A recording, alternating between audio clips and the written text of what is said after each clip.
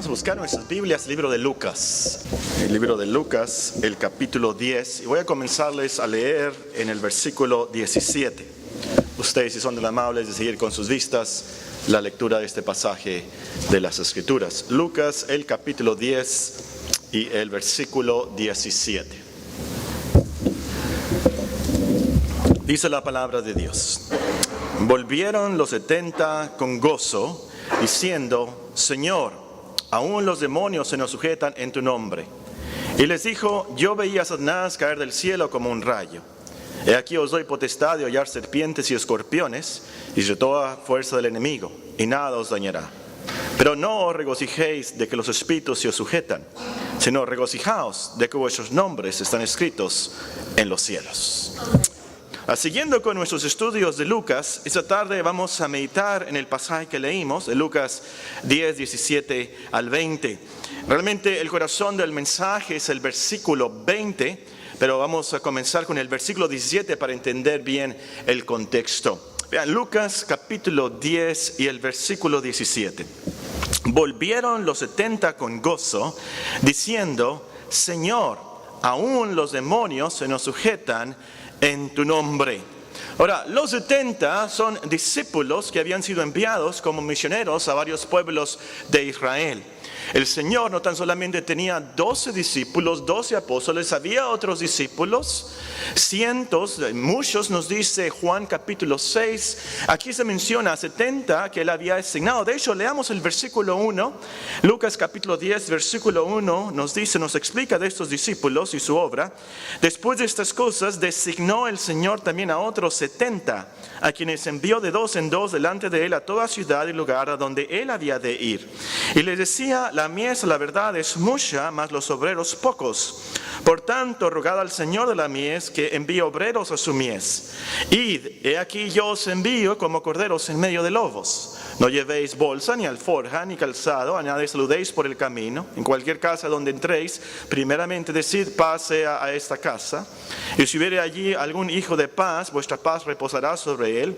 Y si no, se volverá a vosotros. Y posad en aquella misma casa, comiendo y viendo lo que os den, porque el obrero es digno de su salario. No os paséis de casa en casa. En cualquier ciudad donde entréis y os reciban, comed lo que os pongan delante. Sanad a los enfermos que en ella haya, y decirles: se ha acercado a vosotros el reino de Dios.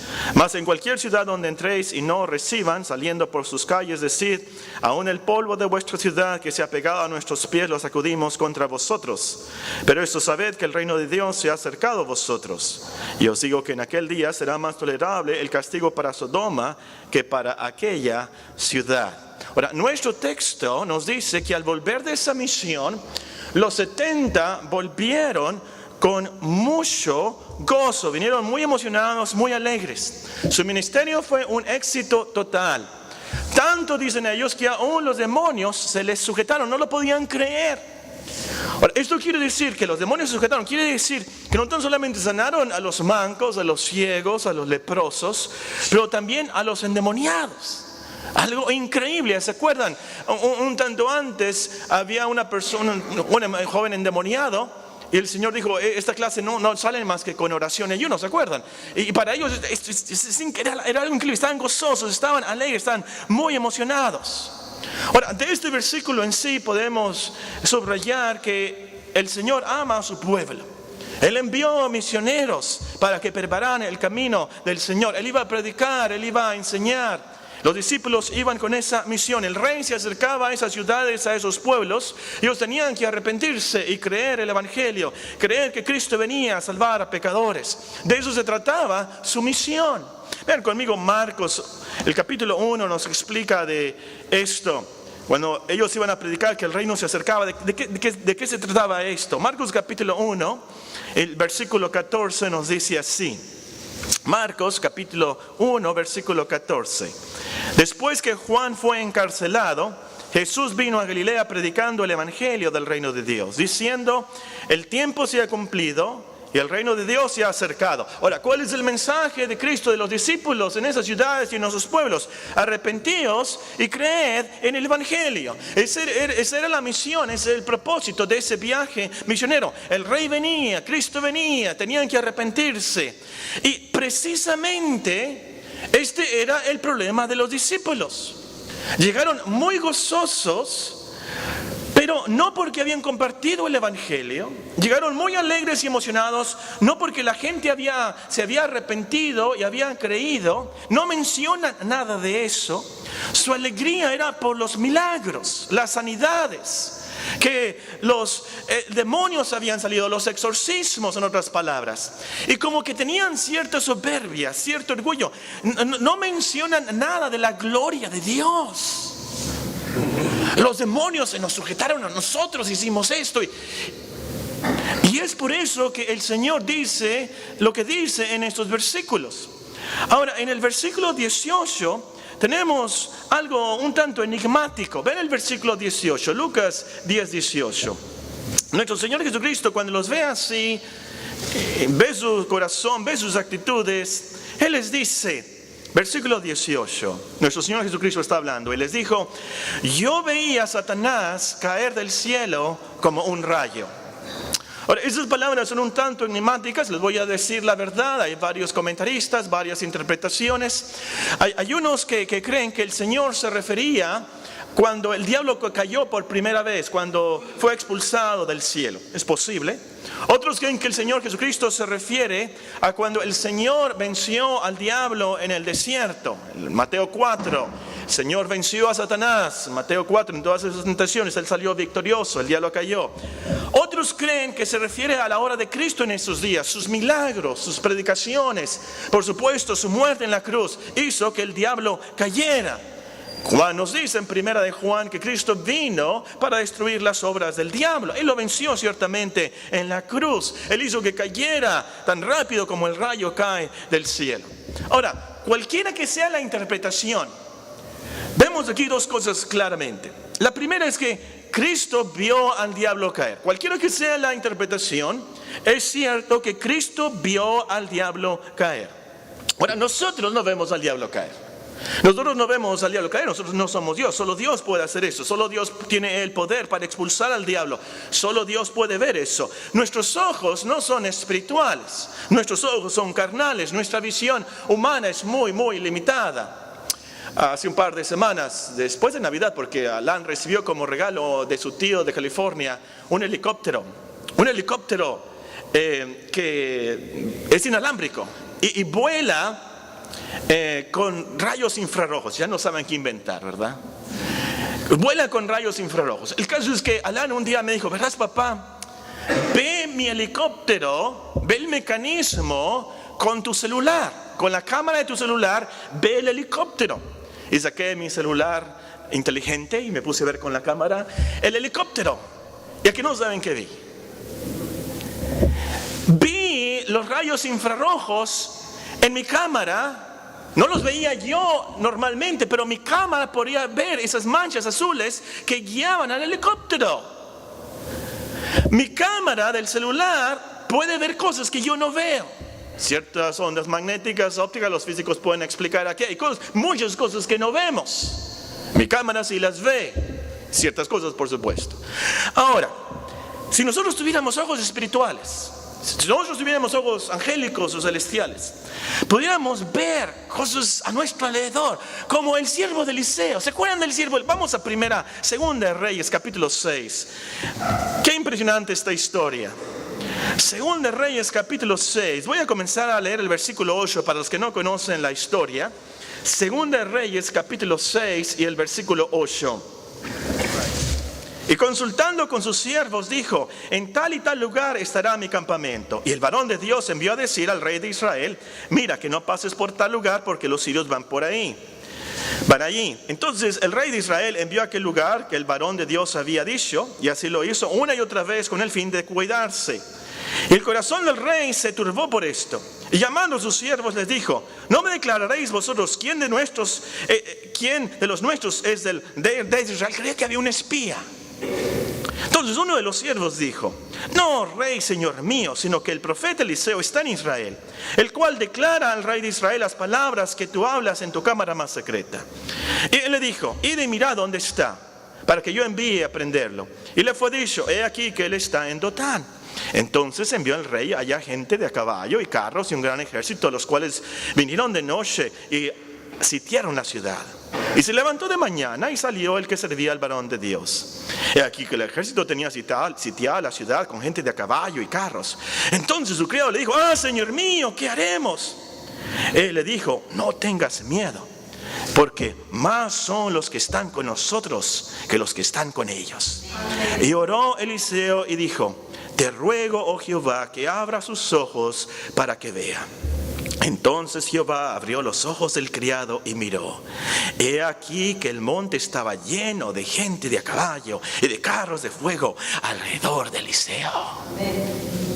Tuviéramos ojos celestiales, ojos espirituales, ojos angélicos, veríamos mucho más cosas aquí. En 1 Corintios 11 nos dice que los ángeles están en el culto de los cristianos. Cuando vamos en la calle, cuando vamos en el camión, ahí van los ángeles a nuestro alrededor. Vayamos a ver cosas increíbles de la protección de Dios. Pero el punto aquí, volviendo a Lucas capítulo 10, el punto aquí es que Cristo es Dios. Él ve la realidad total. Él ve los grandes acontecimientos históricos cósmicos, por así decirlo. Los grandes acontecimientos espirituales que controlan nuestras vidas y lo que va a pasar en toda la eternidad, en toda la historia. Él ve eso. Él vio que Satanás cayó. Y esta visión de nuestro Señor Jesucristo no es tan solamente de percepción, de óptica. Es mucho más que eso. Es visión de predestinación, por así decirlo. Lo que Él quiere ver, se hace. ¿Entienden eso, teólogos? Lo que Él quiere ver, pasa. Esa es la visión de Cristo. Otra cosa que es clara en este versículo es que el diablo cae. El diablo no vence. El diablo cae. El diablo es expulsado, castigado, encadenado. El diablo no está en control.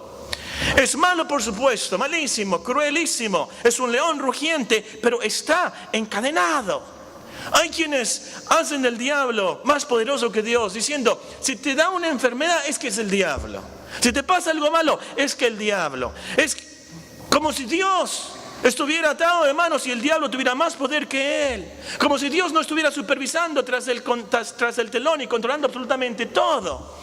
Hermanos, Dios está en el trono, no el diablo. Dios es omnipotente. El diablo cayó fácilmente. Claro, sí, el diablo está vivo y activo en el planeta Tierra, pero Dios más. El diablo no vence. El diablo cae. El diablo es expulsado, castigado, encadenado. Y es por eso que el Señor nos puede prometer. Vean el versículo 19, Lucas 10, 19.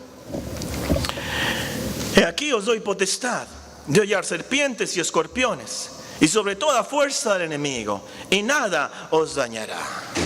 Citando probablemente ahí el Salmo 90-91. He aquí os doy potestad de hollar serpientes y escorpiones, y sobre toda fuerza del enemigo, y nada os dañará. Ahora podemos tomar esas palabras literalmente y pensar en el caso de Pablo en Malta. ¿Se acuerdan, niños, que el apóstol tomó una serpiente? Las personas alrededor pensaron que iba a morir porque la mordió la serpiente y pensaba que iba a caer muerto, pero no cayó muerto. Podríamos poner eso como ejemplo. Si ustedes no conocen la historia, está en Hechos capítulo 28. Y aquí podríamos también apuntar, vean conmigo Marcos 16, los últimos versículos de Marcos 16.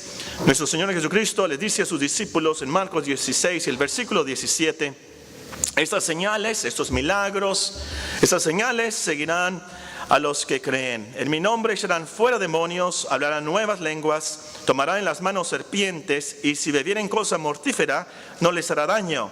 Sobre los enfermos pondrán sus manos y sanarán. Ahora hay que tomar en cuenta que estas señales, estos milagros fueron prometidos a los discípulos para confirmar su palabra. En ese tiempo la iglesia primitiva, por así decirlo, apenas iba comenzando, no tenían ni la Biblia. Y es por eso que en el versículo 19 dice, Marcos 16, 19, el Señor después que les habló fue recibido arriba en el cielo, se sentó a la diestra de Dios y ellos saliendo predicaron en todas partes, ayudándoles el Señor y confirmando la palabra con las señales que la seguían. De eso se trataban esos milagros, en las señales eran para confirmar la palabra apostólica. En ese tiempo los cristianos no tenían la Biblia completa y por eso tenían esos milagros, esas señales. Y creo yo que es una necedad, no hay otra palabra, a lo mejor hay una palabra más fuerte. De aquellas iglesias, sobre todo en el sureste de Estados Unidos existen estas iglesias, llevan a sus cultos víboras, no sé, las compran o las capturan, esas serpientes y víboras, y llevan a los cultos. El pastor ahí llega con una víbora, se la ponen alrededor del cuello, las traen en los brazos, pensando ellos que así obedecen al Señor y no les va a pasar nada. Ahora, por supuesto, eso no es la manera bíblica de adorar a Dios, eso no está en la palabra de Dios. Y por cierto, algunos pastores y hermanos de esas iglesias han muerto, envenenados, muertos por el veneno de esas serpientes. Eso es una necedad, esa no es la promesa de nuestro Señor Jesucristo. La promesa para nosotros es que el diablo, como dice en 1 de Juan, no nos toca, 1 de Juan 5. La promesa está en el poder del Evangelio y la sangre de Cristo venceremos al diablo. Que el diablo realmente no nos puede dañar. Aun las cosas más malas que nos sucedan, Dios las guiará para nuestro bien. Como el diablo trató de dañar a Job. ¿Y cómo lo maltrató? Sus hijos, sus propiedades, su salud, todo le quitó. Pero lo último no lo dañó, resultó para su beneficio espiritual. ¿Y cómo lo prosperó Dios? Ustedes saben, y como nos dice por supuesto Santiago, a lo último fue para mostrar la gran compasión y misericordia y soberanía del Señor. Pero subrayen de nuestro texto de Lucas ahí 10, la última parte, el versículo 19, y nada os dañará. Y nada, esto es como acabamos de cantar, una de esas grandes y fieles promesas. Como dice San Pedro, una preciosísima promesa. Ante cualquier noticia, o cuando el doctor te diga de alguna enfermedad que tienes, o ante cualquier angustia, o ante cualquier accidente, nosotros podemos recordar, y nada os dañará. Porque aún la muerte es ganancia. Nada nos puede dañar. Ahora sí llegamos al corazón del mensaje, el versículo 20. Lucas capítulo 10 y el versículo 20. Véanlo por favor, Lucas 10, 20. Pero no os regocijéis de que los espíritus se os sujetan, sino regocijaos de que vuestros nombres están escritos en los cielos. El Señor reconoció el problema de los 70. Reconoció esas actitudes equivocadas.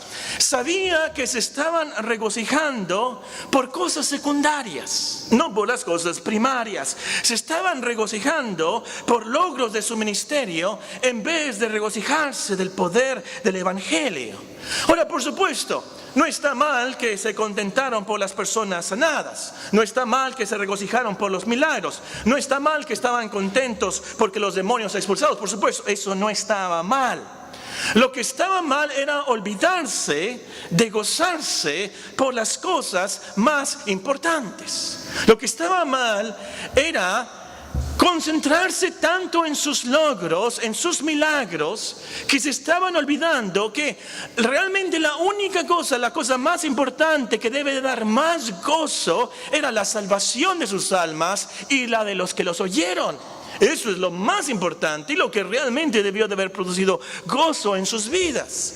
Por eso el Señor les dice, sino regocijaos de que vuestros nombres están escritos en los cielos. Porque Dios tiene un libro en el cielo, donde están apuntados sus elegidos, donde están apuntados los que se arrepienten y han creído en Cristo. A ese libro se le llama el libro de la vida.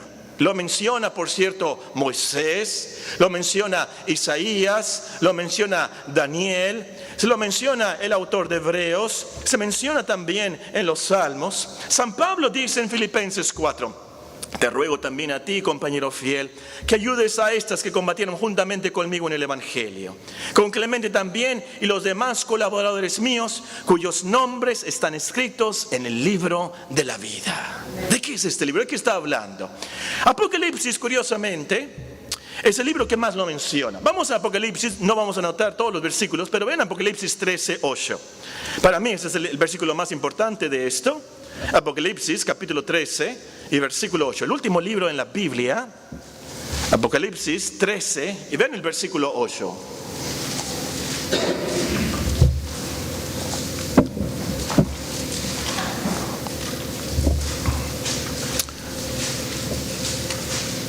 Muy bien, aquí está hablando de la bestia, la adoración del dragón.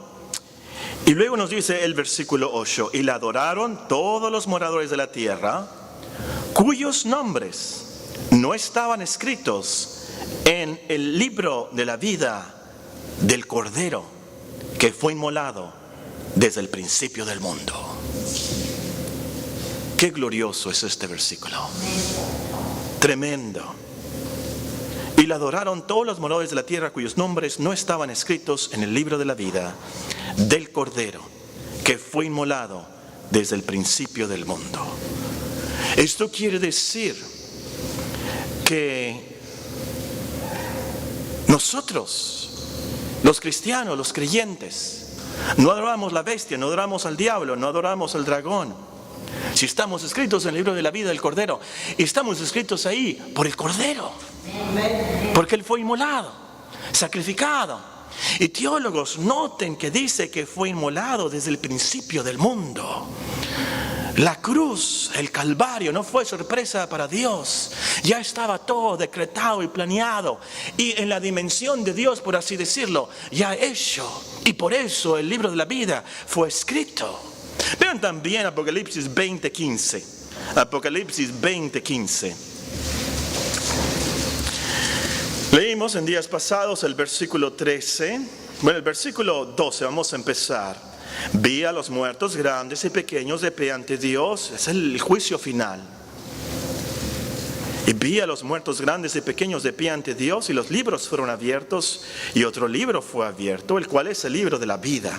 Y fueron juzgados los muertos por las cosas que estaban escritas en los libros según sus obras. Y el mar entregó a los muertos que había en él. Y la muerte y el Hades entregaron los muertos que había en ellos, y fueron juzgados cada uno según sus obras. Y la muerte y el Hades fueron lanzados al lago de fuego. Esta es la muerte segunda. Y el que no se halló inscrito en el libro de la vida fue lanzado al lago de fuego. Esto quiere decir que si uno está inscrito en el libro de la vida, no es lanzado al lago de fuego. ¿Qué pasa con esa persona? Nos dice el capítulo 21, ¿qué pasa con esa persona? Nos habla del cielo nuevo y la tierra nueva, nos habla de Jerusalén, la nueva Jerusalén, nos habla de esa ciudad increíble con puertas que son toda una perla, puerta, las calles de oro, todo eso tan glorioso del cielo, lo pueden leer. A lo último nos dice el versículo 27, Apocalipsis 21:27. No entrará en ella ninguna cosa inmunda o que hace abominación y mentira, sino solamente los que están inscritos en el libro de la vida del Cordero. Después me mostró un río limpio de agua viva, resplandeciente como cristal, que salía del trono de Dios y del Cordero. En medio de la calle de la ciudad, a uno y otro lado del río, estaba el árbol de la vida, que produce 12 frutos, dando cada mes su fruto, y las hojas del árbol eran para la sanidad de las naciones, y no habrá más maldición. Y el trono de Dios y el Cordero está en ella, y sus siervos le servirán, y verán su rostro, y su nombre estará en sus frentes. No habrá allí más noche, no tiene necesidad de luz de lámpara ni de luz del sol, porque Dios es el Señor, los iluminará y reinarán por los siglos de los siglos. Esto es lo que nos debe de causar gozo. Nuestros nombres están inscritos en los cielos, y esto es lo que pasa. Si nuestros nombres están inscritos en los cielos, seremos salvos de la ira venidera. Tenemos vida eterna con Dios. Estaremos en gloria en la ciudad celestial con los justos hechos perfectos, como nos dice Hebreos, citando ahí el libro de la vida también. Estaremos con los primogénitos, estaremos con nuestros parientes que han muerto en Cristo, estaremos con nuestros amigos y todos los cristianos en armonía perfecta, total. Amén. Pero sobre todo, hermanos, y es lo que quiero subrayar de esto, el hecho de que nuestros nombres están escritos en el libro de la vida es porque el Cordero fue sacrificado por nosotros. Por así decirlo, con su sangre le escribió nuestros nombres en el libro de Dios. Y nadie puede borrar nuestros nombres. Por pura gracia, por lo que Cristo hizo por nosotros, estaremos a Él y le veremos. Postrados le adoraremos ante tan increíble preciosura, hermosura de la ciudad.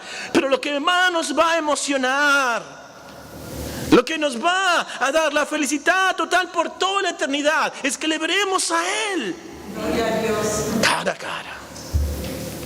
Es por eso que el Señor les dice: no se regocijen de esos milagros, esos logros ministeriales. Regocíjense que sus nombres están inscritos en el libro de la vida. Ahora, Santiago nos dice que debemos ser hacedores de la palabra y no tan solamente oidores. ¿Cómo podemos ser hacedores de nuestro texto? Número 1, usted debe de asegurarse que su nombre está inscrito en los cielos. Si su nombre no está inscrito en los cielos, su nombre está inscrito en el infierno. Ahora, eso quiere decir que eso es lo más importante del mundo. No hay nada como esto. Esto se trata de tu alma, tu vida, por toda la eternidad. Hoy, arrepiéntete de tus pecados, de tus maldades, de tus vicios, y cree el mensaje de la Biblia acerca de Cristo. Hoy, concientízate. Hay vida después de la muerte. Hay un cielo. Hay un infierno. Usted no quiere su nombre en el infierno. Usted quiere su nombre en el cielo. Tengo miedo de decirlo y a lo mejor después voy a pedir que lo quiten del internet. Piense por unos momentos. Si el cielo no existe, Dios no existe y el infierno no existe, ¿qué pierdes? ¿Qué pierdes? ¿Qué pierdes creyendo y viviendo conforme a este libro? Aunque no existe el cielo, ni Dios, ni el infierno. Pero ¡ay de ti! ¡Ay de ti! Porque el cielo es verdad. El infierno es verdad. Y Dios es verdad. Entonces sí, ¿cómo lo vas a lamentar? Pero cerrando el paréntesis, hoy acércate a Cristo. Hoy decide de corazón aprender de Él. Lee la Biblia y ora hasta que encuentres paz con Dios. Lo más importante, que te asegures que tu nombre está inscrito en el libro de los cielos. Número 2, como creyente, usted debe de estar sumamente contento porque su nombre está inscrito en los cielos. Si usted no está contento y alegre y gozoso, es porque no lo sabe, no lo cree, no sabe qué gran bendición es estar escrito en ese libro. No ha considerado lo profundo que es el abismo eterno del cual Dios nos sacó, y qué tan alto y precioso es el cielo eterno. Usted no se ha emocionado con la hermosura, la majestad y la santidad de Dios, el deleite, la armonía, el placer de estar con Él. Vale más que mantengamos, hermanos, ese contentamiento, ese gozo, leyendo, aprendiendo, escuchando el Evangelio, orando, participando en los sacramentos. Porque a lo último eso es lo que nos ayuda a tener gozo ante cualquier circunstancia, por más fea, por más trágica que sea. Es como podemos tener sumo gozo en las tribulaciones, como nos pide Pedro. Ante cualquier angustia y necesidad, podemos recordar lo más importante en mi vida, en mi alma. el que yo tengo asegurado, el cielo, la gloria. Mi nombre está escrito en los libros de Dios. Si me pasa esto, si me muero de cáncer, si le pasa esto a mi hijo en el accidente, si me quitan la casa, si me quitan el trabajo, pase lo que pase, lo más importante yo lo tengo. Mi nombre está escrito en el cielo. Y eso es lo más importante y lo más precioso y lo único válido a lo último en la eternidad. Número 3. Usted debe gozarse en su salvación más que en cualquier otra cosa. El mundo, la mercadotecnia del mundo, el diablo, son expertos en hacernos pensar que la felicidad se encuentra en las cosas. La felicidad se encuentra en los talentos, la fama, el éxito. Aún nos puede decir los logros cristianos. Como cayeron esos discípulos en la trampa, y nosotros también podemos caer en esa trampa. Puede ser que nos pongamos muy contentos con un carro nuevo, un celular nuevo, que nos salió bien un proyecto en el trabajo, nos sacamos 100 en el examen, o que logramos algo por el Señor. Y nos pone muy contentos. Pero ¿qué pasa si no tenemos esas cosas? Si no tenemos un carro nuevo, si no logramos nada, si sacamos un 60 en el examen, ¿qué pasa? Se nos deshace el gozo, se nos hace el contentamiento, la alegría, y hasta caemos en depresión, ¿sí o no? Por cosas, por logros mundanos, aún por logros supuestamente cristianos. Hermanos, a lo último, debemos alegrarnos en nuestra gran salvación, reconocer que eso es lo máximo, lo mejor. Ser salvo es más importante que tener una casa nueva, un patrimonio familiar. Ser salvo es mucho más importante que tener el don de hacer milagros. Hay de pensarse eso. Ser salvo es mucho más importante que tener el don de hacer milagros. De decirle a un ciego, ve y que vea. De decirle a un muerto, levántate y que resucite. Ser salvo es mucho más importante y valioso y glorioso que eso. Algunos de los 70 hicieron esos milagros y ¿saben qué? No entraron al reino de los cielos. Judas Iscariote ciertamente no está ahí. Siempre me ha impresionado mucho muchos de Mateo 7 y lo he dicho y los voy a volver a decir. ¿Cómo me impacta Mateo 7? Nos dice el versículo 21. No todo el que me dice Señor, Señor, entrará en el reino de los cielos, sino el que hace la voluntad de mi Padre que está en los cielos. Muchos, Mateo 7:22, muchos, qué triste, qué trágico están muchos. Muchos me dirán en aquel día, Señor, Señor, no profetizamos en tu nombre, y en tu nombre echamos fuera demonios, y en tu nombre hicimos muchos milagros. Y el Señor no niega los milagros, no niega que profetizaron, no niega eso. ¿Cuál era el problema? Entonces les declaré, nunca os conocí, apartaos de mí, hacedores de maldad. Entonces, la lección es, hermanos, lo que nos debe dar gozo a lo último, alegría, contentamiento, no son ni los logros cristianos, ni los éxitos cristianos, sino la gran bendición de nuestra salvación. Que por Cristo hemos sido declarados justos, aunque somos pecadores. Que hemos sido perdonados, aunque somos pecadores. Por lo que hizo Cristo en la cruz, Él nos llevará a la gloria. A lo mejor usted no tiene ningún éxito como cristiano, ningún logro como cristiano. Déjame decirle esta tarde, eso es secundario, eso no es esencial. Solo una cosa es necesaria, estar inscrito en el libro de la vida. Hermanos, hay que tener mucho cuidado con esto, especialmente en nuestros días como cristianos. Porque hay muchos cristianos, creyentes, que tienen su gozo basado en los logros, en los sentimientos. Y si no tienen esos logros, se apagan, se frustran, creen que la cristiandad es una faramalla. Dicen, no. ¿Por qué? Bueno, si no tienen esos logros emocionantes, música emocionante, mucha gente, actividades emocionantes, se les acaba el gozo, se les acaba la cristiandad. ¿Por qué? Porque su cristiandad son emociones, actividades, su cristiandad es éxito y logros y aún hacer milagros. Cuando Cristo dijo, eso no es la cristiandad, eso no es lo más importante. El gozo real, la felicidad total está en que nuestros nombres estén escritos en el libro de los cielos. Eso es lo más importante y el gozo real. La pregunta práctica aquí en esta tarde es, ¿qué te causa gozo a ti? ¿Qué te alegraría? ¿Qué realmente te haría feliz? ¿Tener mucho dinero? ¿$1 millón en una inversión? ¿10 millones de dólares? ¿Estaría realmente gozoso? Una medalla de los Juegos Olímpicos, una medalla olímpica, ¿qué sería lo máximo, lo que te causaría realmente gozo? El premio Nobel, Química, 2013. Un Lamborghini, Diablo Rojo, Lamborghini.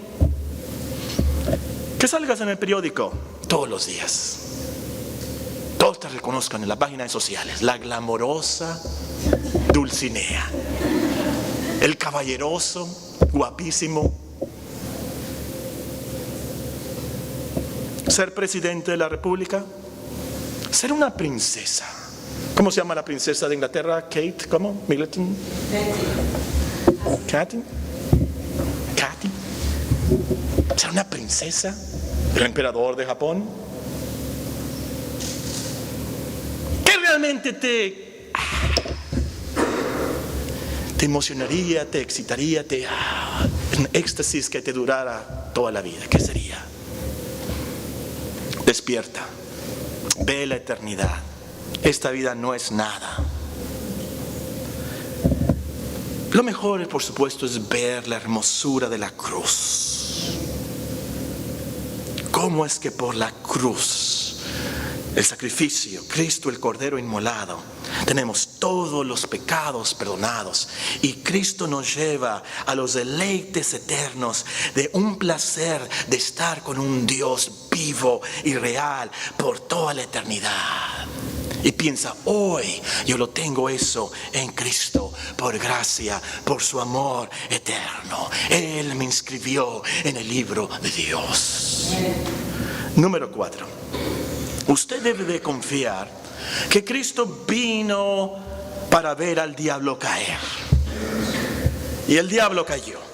Nada nos va a dañar. No tenemos por qué temer a los demonios, a las brujerías, a las supersticiones. No tenemos por qué temer. Estaba tratando de me acordar la palabra. Ustedes ayúdenme. Hay unas personas que quieren hacerse limpias porque los han embrujado. Sí, pero hay otra palabra. No me pude. Dañado. Que una bruja o alguien que te va a pasar esto malo y ahí está. Un maleficio. Maleojo, otra palabra. Bueno, no importa esas cosas, brujería no es bueno saber, de todas maneras. Que pusieron un pollo muerto ahí enfrente de tu casa. Eso no se ve tanto aquí, pero en el sur y en la República Dominicana, en Cuba, en Haití. Esto es horrible, esto de la brujería es horrible.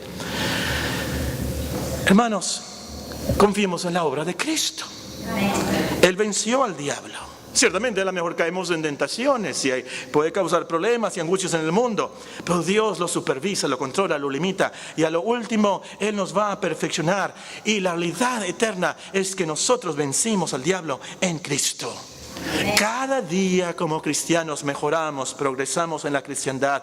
Dios nos ayuda por su gracia y gran amor. El diablo no va a ganarnos. Él no va a permitir que el sacrificio de la cruz haya sido en vano. Imposible, imposible. Penúltimo lugar, usted debe de evangelizar para que otros tengan el gozo de que sus nombres están escritos en el libro de la vida. Ustedes deben de evangelizar, proclamar, arrepentíos y creer en el Evangelio, invitar a Cristo para que ellos también tengan en este gozo. La semana pasada escuché a un filósofo de apellido Orozco Molfinger, decir que Dios nos puso aquí en este planeta para ser felices y para hacer a otras personas felices. Y dijo, entre más felices las hagamos a estas personas, más felices vamos a ser nosotros. Ahora, no tengo problema con esta filosofía. Es un tipo de hedonismo, se dice hedonismo, que enfatiza mucho esto. No tengo problemas con esa filosofía de la felicidad cristiana y el gozo si está basada en el Evangelio, en Cristo, en la gloria de Dios. No tengo problema con eso. Pero la verdad, a lo último, eso es cierto. Compartamos, hermanos, invitamos a los demás para que ellos también tengan el gozo de que sus nombres están inscritos en el libro de los cielos. Porque a lo último, esa es la única manera que van a encontrar la felicidad eterna y la felicidad total. En último lugar, usted debe de agradecer y alabar a Cristo, porque es por Él que estamos inscritos en el libro de la vida. Es por Él, escogidos en Él.